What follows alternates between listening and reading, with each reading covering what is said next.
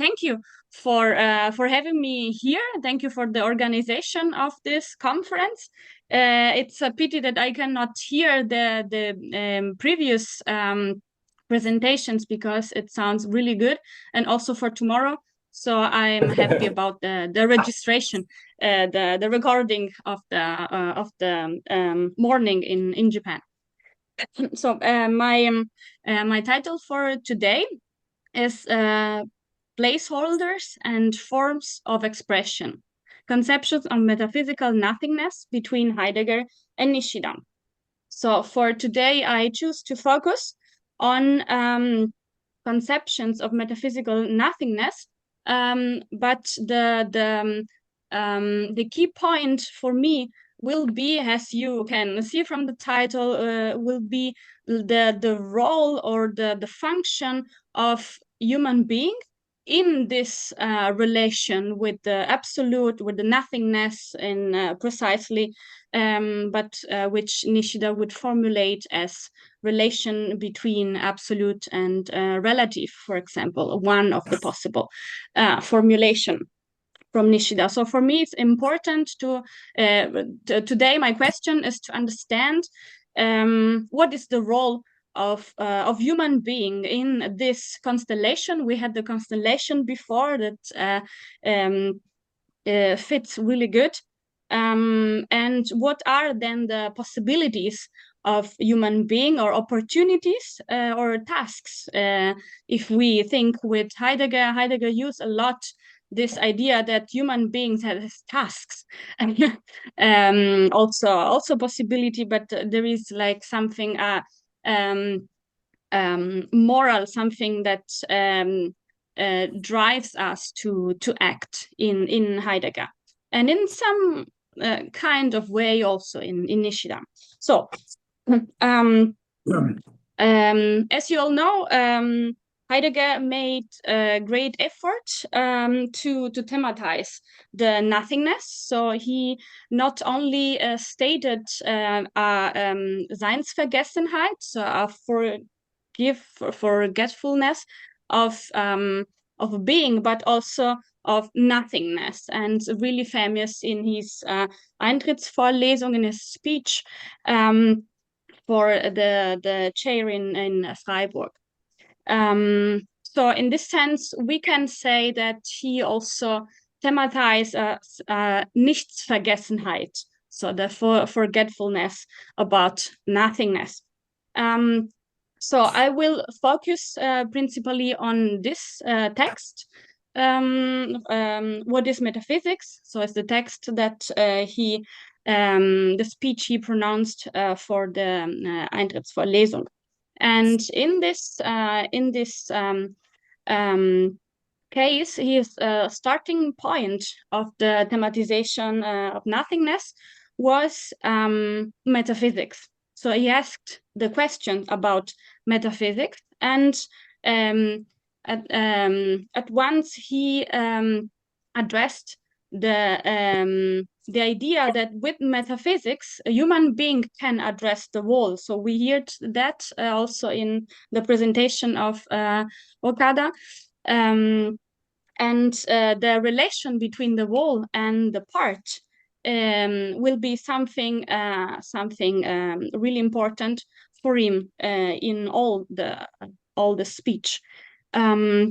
The question for him is we can interpret this question from Heidegger in the sense of which is the relation between finitude and infinite, for example, or between finitude and the wall.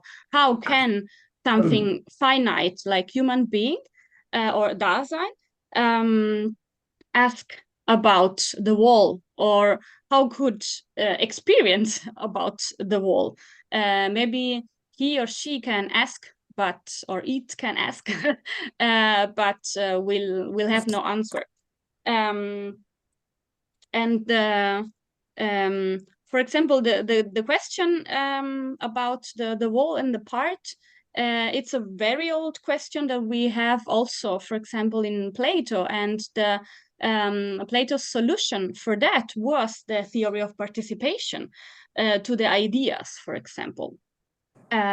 But Heidegger seems not to follow this idea, and instead to go toward transcendence. So he also recalled the designation of metaphysics as the name, the definition or the denomination as going out or over, going beyond, in this sense, being. So we see the focus on being, also in the question, in the metaphysical question, or in the question towards nothingness.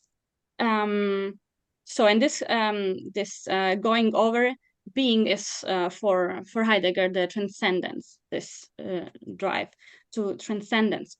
So this is one starting point for Heidegger, the metaphysics. But the other one, making like Rahmen, like making a frame of the question of nothingness, is the perspective from science. And I think this is really interesting, because in his speech, I have the feeling he is at first questioning metaphysics from a very bodily standpoint. He's speaking about a community of researchers, of which he will be part officially, because he's entering the university in Freiburg. So a really situated question that he wants to ask to metaphysics, from a standpoint of science. But he also addressed the question, obviously, of science as a discipline, as a technical organization of disciplines. And he also addressed the point that the interest of the science is the thing, or he said Sachlichkeit. So to catch the things as they are, and that are Seiende, so beings or things. In this sense, here he is like complaining that science is only interested in this and nothing else, und sonst nichts. And the first way he addressed the question of nothingness is through this indefinite pronoun nichts. It's written small, no? In German, so it's not a noun. This is the first appearance, or the first connection that he found with the nothingness, and I find this interesting. He asked also if this is only a manner of speaking.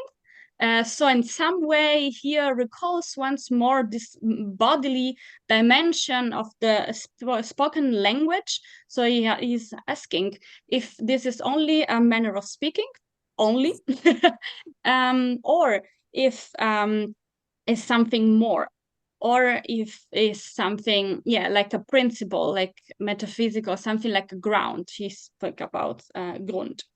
Like a ground for understanding science, so ground for science. In this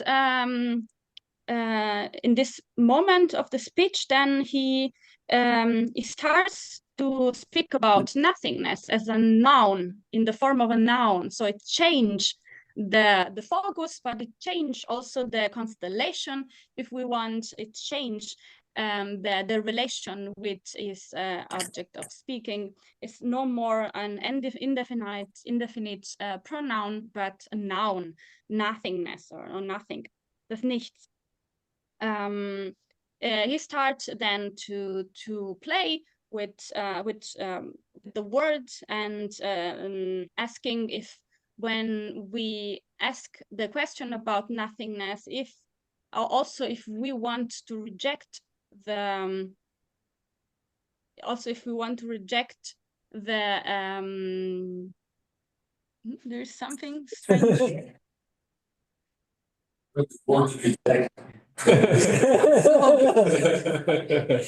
No? Okay. Yeah, I don't know. Well, So if we are asking about nothingness, if we are making present, it's also in the tentative of rejecting it, and he addressed the paradox then that arise in speaking about the nothingness. But I would ask, mm, how about how about like not really not noticing? So Heidegger is not taking serious the possibility of completely forget about nothingness and only focus on science, for example, or from the perspective of science, on beings. So he seems to me to be very optimistic that by posing this question, or maybe for him, this would be also my position, for him as the practice of questioning in itself, that in some ways reveal the nothingness through the contradiction that we perceive in the act of questioning. But what happens, I would ask Heidegger, what happens if we really don't notice? If we are really too take in our things, in the things that we have to do in the everyday life, if we really forgot about the nothingness, then how would this appear? How would it make manifest to us? How could we reach? Are we then like excluded from the contact with the nothingness or not? Yes, here Heidegger is not clear as I read it until now. So I would be happy if you have also some insights about that. But yeah, he is quite optimistic in that, and he then he thinks that we can ask this question, and from this kind of contradiction, it's not writing the word Widerspruch, contradiction, it's Widersinn. It's a different word. So did someone said something? So okay, so Widersinn is nonsense. Nonsense. Yeah, it's more like nonsense. But in the English translation, is translated as contradiction. I found this interesting. So this is there is something contradictory in the nonsense, obviously, but it's not the same. So I don't know if it would be good in this case to inquire more the relation, what thinks Heidegger about contradictions and how he uses this, if he does this. Well, but he asked this question, and in the paradox, in this paradoxical question, he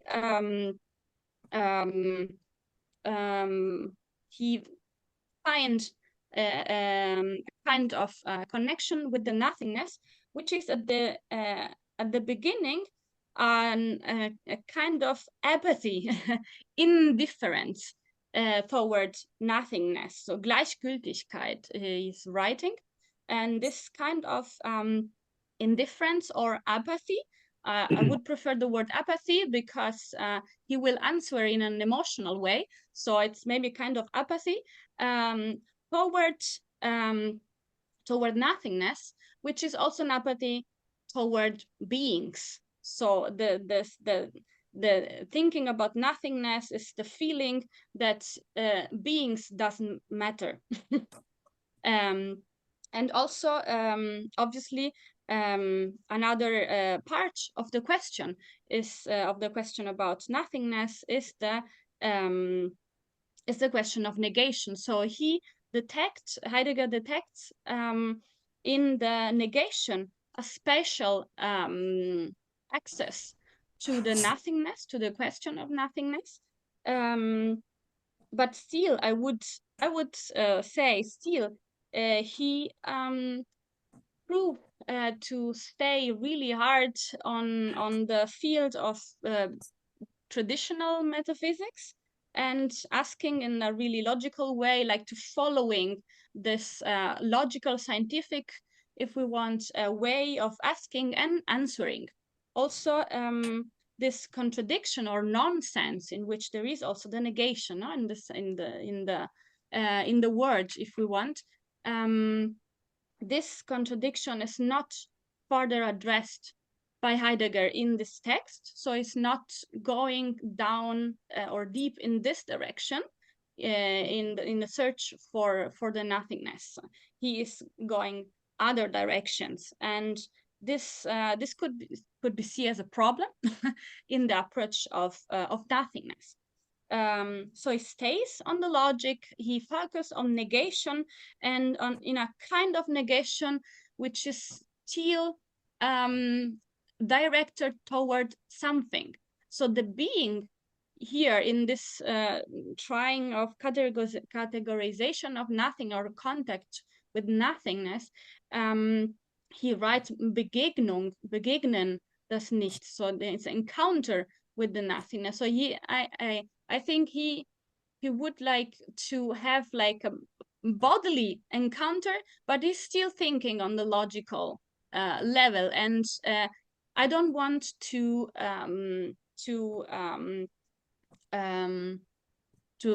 see in a conflictual way the bodily and the logical thinking or way of being, but also not in a partial way. So in this part of his speech, he is, in my opinion, forgetting about the bodily part that he had at the beginning, and that he was feeling and driven him to question the nothingness, or to question also the being, and then to coming to the nothingness. So he stays on the logic, focusing on a negation which negates something, and not the self, as in the case of Nishida, and also goes towards an interpretation of being as absence, which is not destruction of being, but which is kind of absence. And also in the concept of absence, as in the grammatical form of negation, we need this being part, we need this substance that we were searching for, that was like vorhanden, that it was present at hand, and now it's not there. So there is still this kind of thinking going on in Heidegger's speech, in Heidegger's argumentation in this moment, even if he would like to overcome this kind of thinking, or to ergänzen, or to complement this kind of thinking.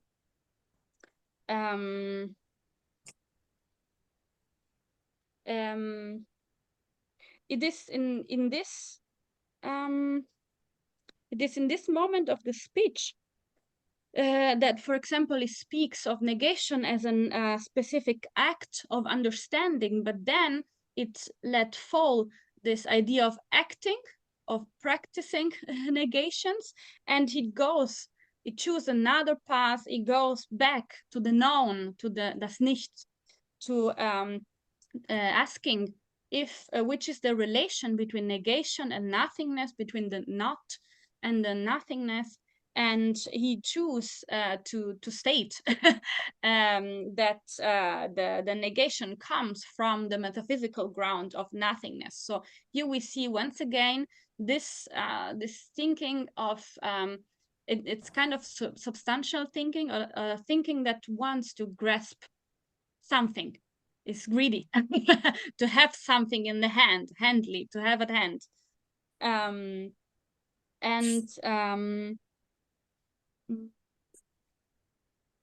But in this, so he übersehen, he oversees, so is not taking in consideration the transformative potential of negation, and especially if this negation is directed toward the self and not toward something else, something outside. And it is he is going to the nothingness as metaphysical principle. Nevertheless, also in this in this path, he is able to see, or he sees the everydayness of this kind of metaphysical principle. And here I think there is an important point which could be made through Heidegger, and this is the relation between metaphysics and everydayness, which, if we follow Nishida, it is a part, it is consistent part of metaphysics itself and of the relation with the absolute, because otherwise, if this would be really separated, only like a discipline or a field of research or a method that is different from others, this would not be absolute, would be also a bad contradiction in this case. But Heidegger sees the relation with everydayness, and with the idea that the nothingness in this case is really like present at hand, almost like a thing. It's handy, it's a portata di mano. You have it here all the time. And his idea the manifestation of the nothingness in the everyday reality for him should be the experience of the wall. So we come back to the important part of the beginning about metaphysics. For this reason, it's a metaphysical question for Heidegger. So with the negative, with the nothingness, we have an experience of the wall, even if we are finite beings. And this experience is obviously overwhelming, and he makes clear that this kind that this is an experience and not a formal concept. He makes clear in his speech that the wall cannot be grasped in a formal way, in a metaphysical way, if we were in a formal logical way, if we want, but it has to be an experience, so something more surrounding the wall. And yeah, we all know that he proposed some moods, some Befindlichkeits, in order to express or to manifest the nothing or the experience of the wall. And this could be the boredom, this could be also happiness. He writes, he said in his speech, but for him the yeah, the best or the most specific way of experience nothingness is obviously angst, the anxiety. And he makes really clear this point. This is like the a particular way to touch the nothing, to address the nothingness. So in the case of anxiety, he describes we are brought before of nothingness, he writes. And I think this is also an expression in which I notice, okay, he's though still thinking in this logical way, or in this way of objects in front, subjects in front of objects, because how can I be in front of the nothingness? And Nishida asked also this question really directly, and his answer is if I am in front of the nothingness, of the absolute, he formulates more this also in this direction. I cannot be relative. I cannot be finite. I would be directly nothing itself for me as well. So there is not really this confrontation. It's like a confrontation that shut down every kind of confrontation, because there would be sudden at once like unification with what I would thought could be an object or even a feeling. So I am Heidegger um, uh, is approaching the topic through the moods, which I think it's a really good idea to give the sensation of being caught in feelings, in something also that is not properly you, but it's also you, obviously. It's like you are like possessed. But well, the Heidegger also described this experience as experience of indifference, experience of indeterminacy. So he's going once more in the direction of metaphysics, in the direction of the idea that nothingness as a principle should be indeterminate and vague and indefinite. He is also doing an interesting description of the feeling of nothingness as schweben, floating, and also thanks to the translation into English that I had to read because of this workshop. I noticed something more. So this schweben in German, it's for me it's clearly like to float in the air. But if I see the English translation, the English word floating, I have to think on the sea, on the ocean. And this is a different kind of floating that could be also dressed in order to touch the absolute or to be in a relation with the nothingness. So it would be something that should be inquired forward about floating in water and touching the nothingness. Well, also in this case, in the case of anxiety, Heidegger's description goes forward in the direction of the absence of the word disappear.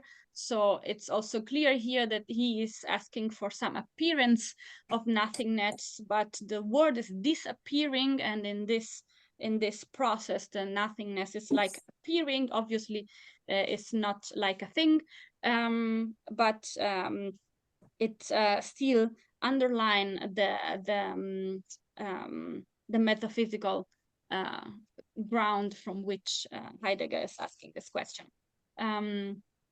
Well, the Heidegger proposal is that from this state of mind, from this mood, we ask about nothingness, and this is our best chance to touch, to meet the nothingness.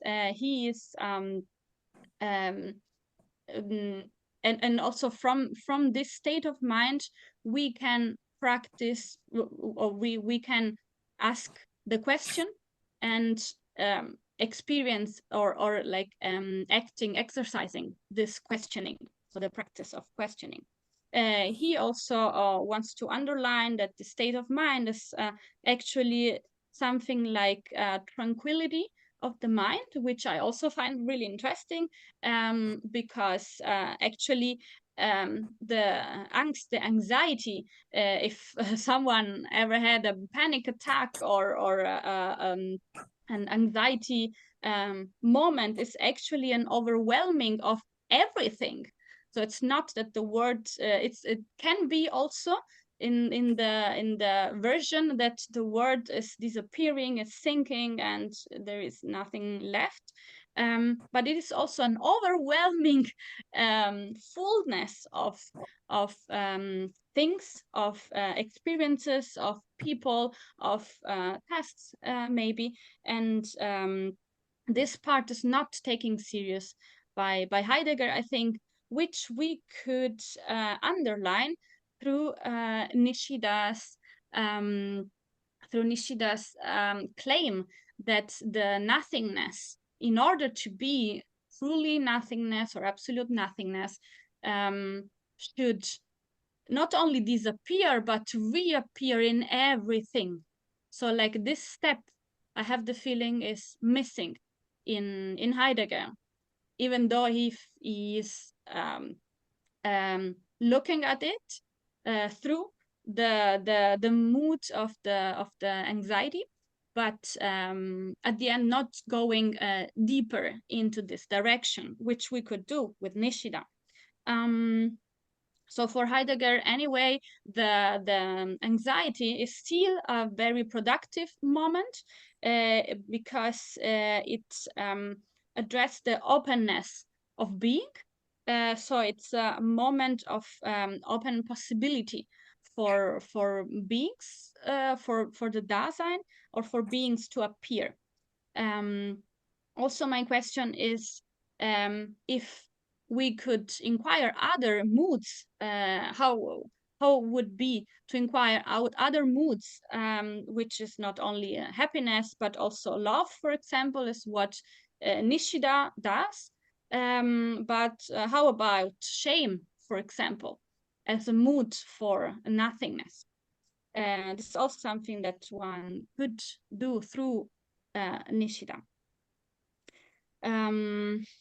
Well, it is then at this point that Heidegger states that at the end, the Dasein, so human being, but Dasein is different from human being, but the Dasein is this kind of transcendence that can be seen as placeholder of nothingness. So he used this expression, placeholder, which address also the indifference or the almost the apathy or the exchangeability of the places. And I think this is if this is an interesting way of seeing our relation with the nothingness, in the sense that we are only temporary here, only a placeholder, and not in the essence here. So in this sense, we would perceive ourselves as nearer to a kind of nothingness, but still there is this kind of apathy and indifference, which I think Nishida would not follow, because Nishida chose to go in the direction and to deepen the direction of the singularity of the well, human being in this case. So in this case, it's really important to make a distinction, probably from Heidegger's perspective, but also from Nishida perspective, between human being and Dasein. So from this position, as placeholder of nothingness for Heidegger is to practice to ask the question about metaphysics, which at the end is the question about nothingness. Nevertheless, in the further production of Heidegger in his inquiries after Was ist Metaphysik, he is more inquiring about being and less about nothingness. We could try to see this act that tried not to forget what he said in his speech, and ask if this inquiring of being, or also of beings, sometimes the thing, and also really, really concrete things sometimes he is addressing, if it's a kind of asking through beings about the nothingness. But I still cannot see very well this point in Heidegger. One should like distress this point more. Yes, I would end my talk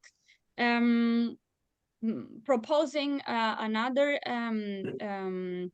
interpretation of the idea of placeholder of nothingness, which comes from Nishida and underline the singularity of what I was speaking about. And Nishida used the expression form of expressions of nothingness. So my final question for my talk is, if and how could we, if you see a possibility to interpretate the situatedness of placeholder of nothingness as a form of expression of the nothingness that express itself, so in the light of Nishida, instead of an interchangeable place, which seems to be from the perspective of Heidegger. So, thank you.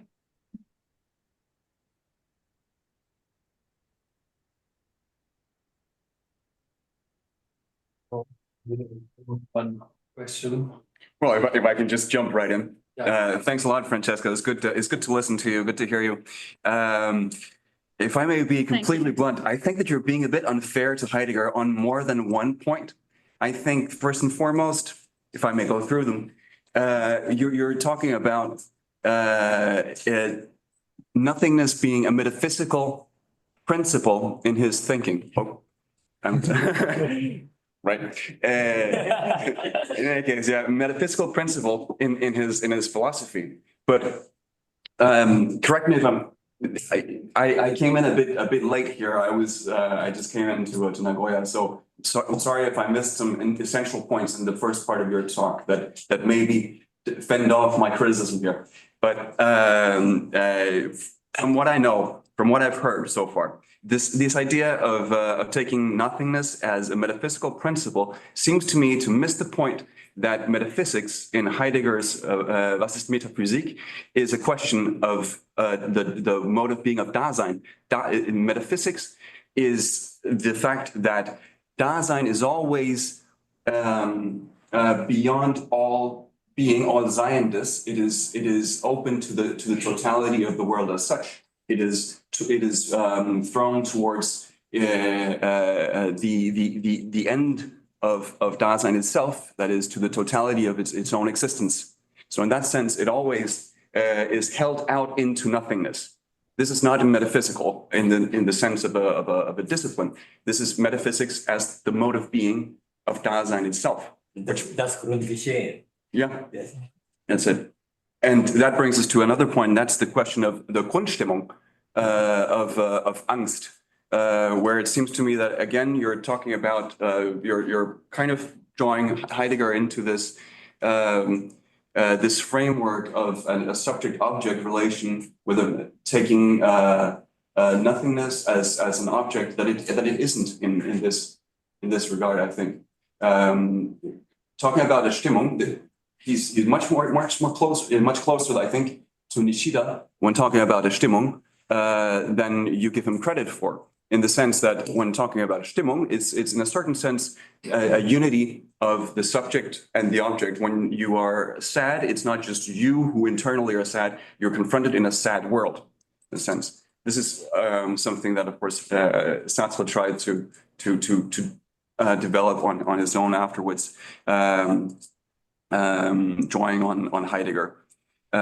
But in any case, the Angst, the openness to nothingness, that is the transcendence. That is the transcendence that is being in the world in Heidegger. Heidegger, basically, it's not that we're open to beings. We're first and foremost open to, we're in the world transcendent in the sense of being beyond the world, beyond all what that is in the world, open to nothingness.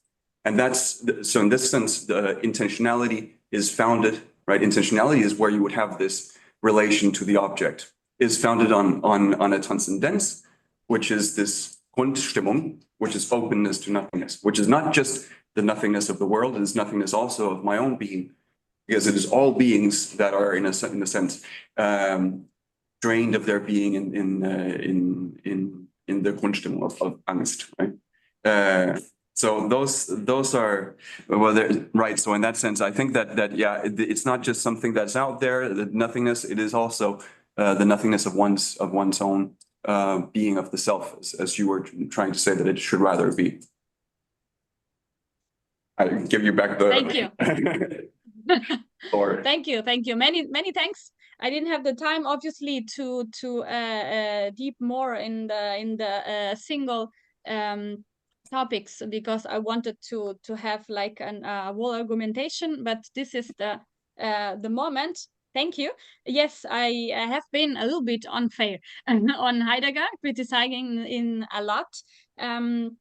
Still, I criticize more. Maybe it happens to us all. I criticize more someone or something, some argumentation that comes so close to what I would like to hear, obviously, or what I think it should also take into consideration. So for this reason, I am really hard to Heidegger, which actually he did a great job. I said it at the beginning. He made a great effort, and it's also well done as effort.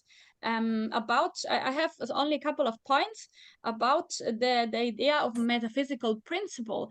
What an important different from a point of view that I see in the addressing nothingness in Heidegger and Nishida is the idea of totality. And also, if I understood well, Jutta said about Grund, about the fundamental foundation, and the idea of totality is different from the idea of absolute in Nishida, and the totality still could imply the idea of something closed, which obviously Heidegger didn't want to address, but he did in part. He did in part. So this is one point about the metaphysics, and for this reason I think this is one maybe reason because he complained all his life that he was not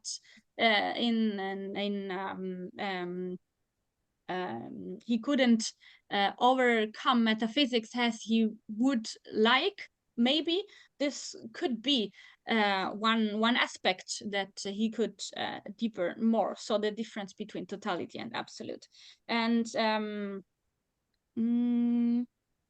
okay, I have others, but there is also the question by Ohashi Sensei. I will leave maybe other topics for later if we have more time. If it's okay for you. Thank you. Thank you. Can I ask my question? Yes. Sure. Okay. Francesca, thank you very much for your talk, which is, as always, very vivid and stimulating. I am a little interested in, and I'm curious about, what if you use the word placeholder, not always in the sense of a dictionary, and not always in the sense of Heidegger, but also in connection with the thought of Nishida, when the word place also could be used in the sense of Nishida. And my background, the background of my question is, when Heidegger says, Platzhalter des of being, or Platzhalter des Seins, or Hirt des Seins, Nishida will perhaps or eventually say, Platzhalter stands out of being and not in the midst of being, while Nishida will say, place, that is not a spatial place which we could observe from outside. And when you talk, you have once talked about, you have used the expression being touched by nothing, or being caught by nothing, or or you grasp the nothingness, nothing. I have an impression that you have grasped already something about the experience of nothingness. But still, I would like to ask, do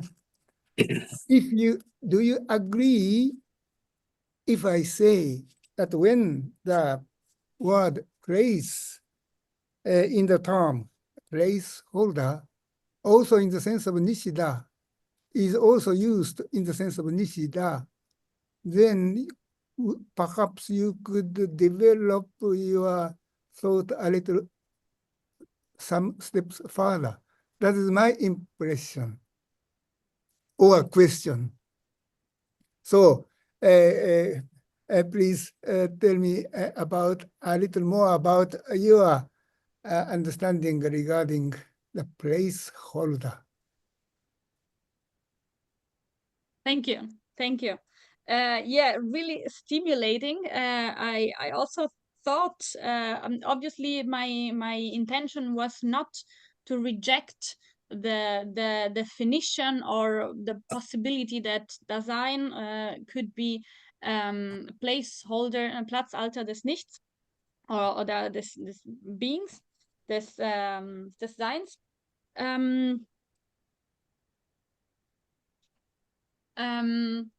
When I, yeah, okay, this way.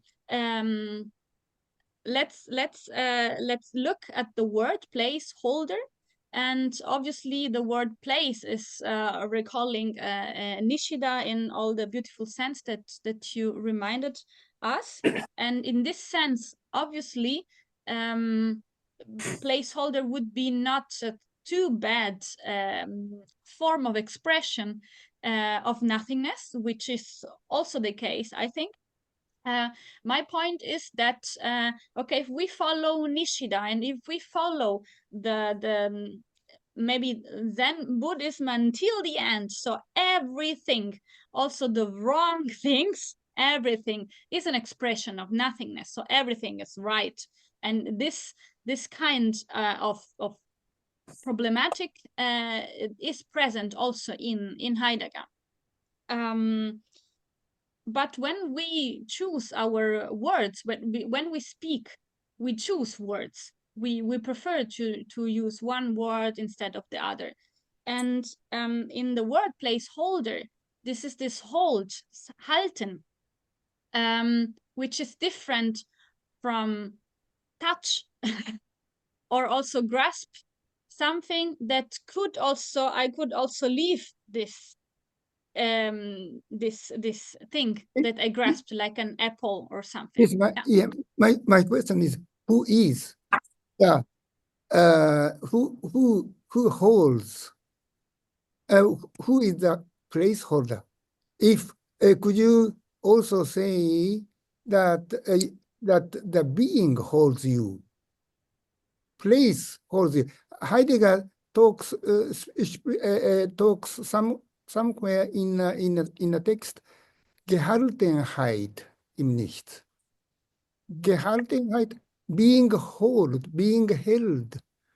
in a place to which we belong, and also so the question, who is? You have talked about the meaning and the significance of a human being. Is human being the subject of placeholder, or who is the placeholder? Does it, the beautiful question. I have to give at least two answers. The placeholder is the Dasein or human being, or the singularity, the individual. So I am in this moment, no? And at the same time also you are, and all the people there, but also the books in the room, and so on and so on. Also my laptop, it's a kind of placeholder of nothingness. If we want to follow in a radical way this idea. And at the same time, the placeholder is also the nothingness itself, which is holding itself.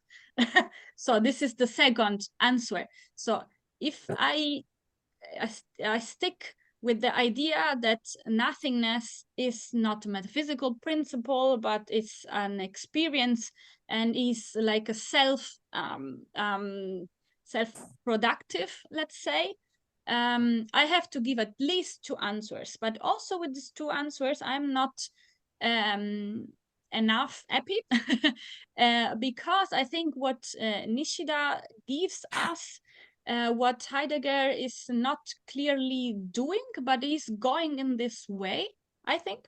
It's the question of singularity or individuality, we could say. So the specific one moment of that is now my life or could be your life, which is now acting as placeholder of nothingness. I would only warn about the idea of holding. If then we have difficulties to let go, because we are holding, all the nothingness is also holding, and I am also holding the nothingness all the time, but we should also leave, which Heidegger also underlined, obviously. So at least two answers. Thank you. Thank you. Is this a little bit satisfying for you, for your question? Yes, yes, yes. As always. It is. Well, thank you. Thank you.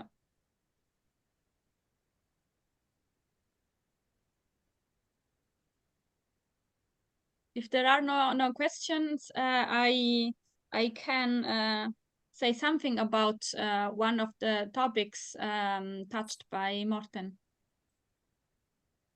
Yes. Or there is a question, maybe schwebend, floating. So if I may, so let me Sure. let me pose a quite simple question. But before entering my question, thank you so much for your very inspiring presentation, and I am very happy to know that you and I have a very similar, even the common topic, the common interest, because I too will talk about the very topic that you discussed. So yeah, I'm very glad. I'm so sad that this will be like at 2 at the night for me. I'm really sad, yeah. But I will hear at your presentation in the yeah, please. But please now please return to me my question. My question addresses the meaning of the German word Platzhalter. So it's not a philosophical question, but so my question is question concerning the linguistics or Germanistic rather. So, and if I'm not mistaken, the German word Platzhalter can mean something that substitutes or represents something else. For example, if I express my silence, so for example, if I stop talking something suddenly, then silence comes. And how can I express this silence? This silence. And in order to express this silence, for example, I can express this silence as 3 dots, point, or dot. And these dots or points is called or named Auslassungspunkte in German. And if I correctly understand, these points, Auslassungspunkte, is an example for what we call Platzhalter in German. And if this is the case, then perhaps we could say that when Heidegger characterizes Dasein as a Platzhalter or the placeholder for the nothing or not the nothingness, then we could interpret this expression or this sentence to express that Dasein can a kind of replacement or substitute for nothing. The nothing which is essentially absent because the nothingness is non-beings. And moreover, nothingness is characterized as something possible, and not something real. And so if I correctly remember, somewhere in the essay, What is Metaphysics, Heidegger emphasizes this very character that the nothingness, the very character of possibility that the nothingness has. So nothingness is the sheer possibility. So nothingness, yes, nothingness is a possibility. So do you agree with to this direction to interpret the word, the German word Platzhalter, or not? This is my question. Thank you. Well, really rich question. So you used also the word representation in relation to this the meaning of Platzhalter, and I think this is also an important point because it for me it points out that also with this like practice of placeholder, it addressed the possibility of manifestation of nothingness, which is not in the form of a metaphysical principle,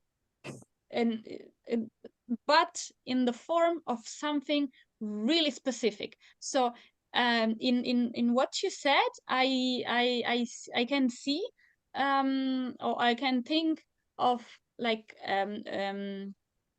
two ways of interpreting placeholder, like something interchangeable, as you said, but also something really specific, because the representation is also something really concrete. It's not yes, one representation, but it's this representation. Or for example, if I may think really concrete, I always see images in my mind when I think, and when I think about Platzhalter, I have the idea of this small cards, like small cards that can stand, and that on these cards is written your name. So that is clear that this is your place. You have to sit there, for example, for a conference, or for example, I have this imagination in a wedding party in Italy. There are everywhere this names written for the place where you have to eat, no? So your position, and this is something really important in Italian weddings that near to whom or in which table you are sitting, it's really like complex thing. And which also which reflects your relationality, and which I didn't address this point. I didn't address this point, but address the relationality, which is the I think the most easy way to perceive nothingness, or to sense nothing, or to touch nothingness. And so in your way of thinking about placeholder, I saw this two possibilities, so these two interpretation. And you also talked about the virtuality. This is a really critical point, because I am still like studying a lot this idea, and obviously Heidegger seems to like overcome or to take another direction in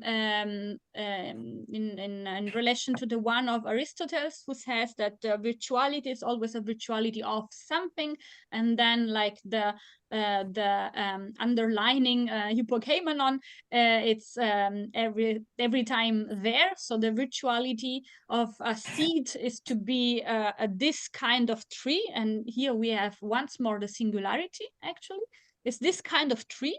So a seed cannot become me theoretically in the concrete world, and for Aristotle. But Heidegger seems to open to the possibility that this could happen in his understanding of virtuality. So this is great. No? This is obviously giving more space, more place for a kind of understanding of nothingness. But I am struggling with this desire of Heidegger, that this kind of virtuality, or as Martin said before, the openness, it's an openness to the wall, and this wall is should not be a totality, but sometimes it seems like a totality. And if it's not a totality, but it's this wallness that also can embrace us, and so forth and so on, how does relate this I would say unheimlich Offenheit is like uncanny openness, with the constrained openness of which Aristotle is thinking about. So like this, the tension between these two kinds of virtuality is for me is something that still I have no no clue about that, because I would not leave the topic of the individuality, so that the seed can be only this kind, but also not I would also not leave this uncanny openness. But Morten has another question. Right, and well, on the topic of the Platzhalter, which, by the way, now that you're talking about the different meanings, though, you can also add to the list, lieutenant is precisely a translation, if you want to write. Lieutenant is the one that holds the place. And what you were talking about before makes me think of an Ersatz, rather, right? You put something into place. In any case, closing that question, or that part of my remark, rather, the question of the Platzhalter in this context, isn't it rather that, so it's the Dasein is the Platzhalter of the nothingness, right, of nichts. Doesn't this just mean that it is through the Dasein that nothingness comes into the world, basically, in the sense that, right, the Vorhandene is indifferent to itself. It is what it is in a certain sense. It is simply, right, it is indifferent to itself. Whereas Dasein is the being that is not indifferent to its own being. Its being is in question for itself. And in this sense, you have negativity that comes into the world with the Dasein. And this is, I'm of course here again thinking in very Sartrean terms, but Sartre, of course, in his idea of the en soi, the being in itself, and the pour soi, the being for itself, takes over this idea of the Heideggerian idea of the indifference of being in the vorhandenness, and the non-indifference of Dasein to itself, right? So, in the Sartrean framework, you would say that the mode of being of consciousness, the mode of being of the pour soi, is not to be what it is and to be what it is not, right? It differs from itself as a nothingness. It is in the sense of an inner negation, and in this way, nothingness comes into the world. I think you can take that to a certain degree as an interpretation of the idea of the Platzhalter, the Nichts in Heidegger's framework. He's of course very influenced by Heidegger here as in so many other respects, and so. At the same time, another level to the idea is the constitution of a Platz, the fact that there is nothing like a world with different places before this differentiation comes into the world, right? There's not a differentiated world. If the world is simply indifferent, then it's not a world, it's just being as it is in a certain sense. You don't have something like a constitution of space, but that's a very problematic question both in Sartre and in Heidegger. Of course, if there's something like a speciality in Heidegger, of course, the speciality relies on the temporality of the Dasein, and that's what constitutes, right? For example, he always reduces the spatial terms that he takes to be completely ontic to the ontological level where everything is understood in temporal terms, right? For example, instead of saying that I live, I don't know, 2 miles away from, or 2 kilometers from university, I live 15 minutes by bike from the university and so on and so forth. So it all is reduced to the possibilities of the Dasein, which are expressed in temporal terms. And that is how something like a place is constituted in the world through these possibilities. Say, for example, you have a kitchen, and in a kitchen, a knife has its place. But a pen doesn't have a place there. A pen has its place on a desk. What do I know? Right. So the very idea of place, of a Platz, is something that relies as well on this constitution of the world of possibilities of the Dasein. So those were the 2 points that I wanted to make. Thank you. Thank you also for bringing up Sartre. It's also very important how he complements Heidegger. Only one question back from my side. I also don't know how much time I have about the placeholder. What if in the midst of manifesting the nothingness as placeholder, as like being for the nothingness here, I take too much space. So the space is here filled with me, with my singularity, which is an incredible net of relational points or relational thread. What if I take too much space in this? What if, in the sense of placeholder, I hold to the right to have my place, and I don't leave space for the nothingness, which is then the space actually that I received to be there. So I don't know if I could express this idea.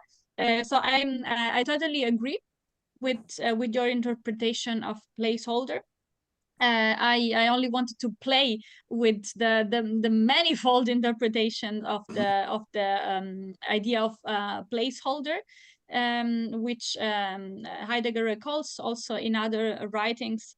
Yeah, and like to reflects on this in the parallel with the idea of expression, form of expression, of nothingness.